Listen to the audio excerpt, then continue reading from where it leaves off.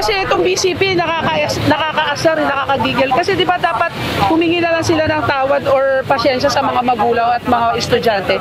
Hindi napigilan ni Bianca, isang magulang, na madismaya sa nangyaring off-campus event ng Bestlink College of the Philippines. Isa ang kanyang anak sa sumama sa Hermosa, Bataan noong January 26 para ipagdiwang ang founding anniversary ng kanilang institusyon. Sabi ng anak ko, disaster daw.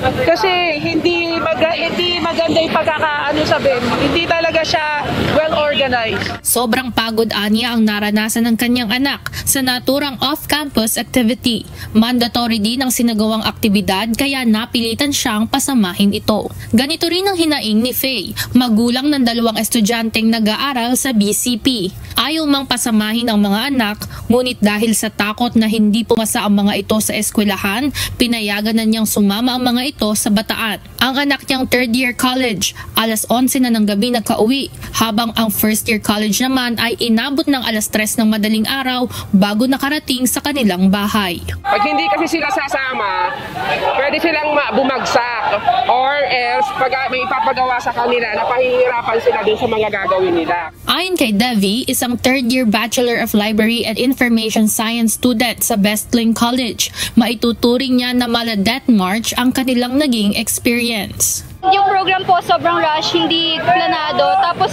yung pinakamalala po is yung pauwi, transportation pauwi. Di namin alam kung saan kami sasakay, di namin alam kung makauwi ba kami on time.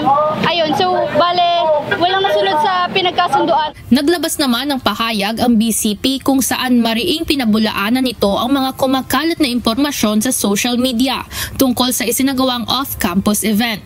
Ayon pa sa BCP, bukas sila sa anumang fact-finding investigation na isasagawa sa kanila upang malaman kung ano ba talaga ang nangyari sa naturang activity.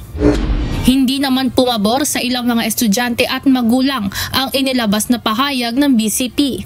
Anila ang pahayag na ito ay hindi nakaayon sa tunay na naranasan ng mga estudyante sa Bataan. Kaya po yung mga estudyante nagagalit sa kanila kasi tinawag po nilang sinungaling yung mga hinanakit na mga estudyante ng Bestlink College of the Philippines.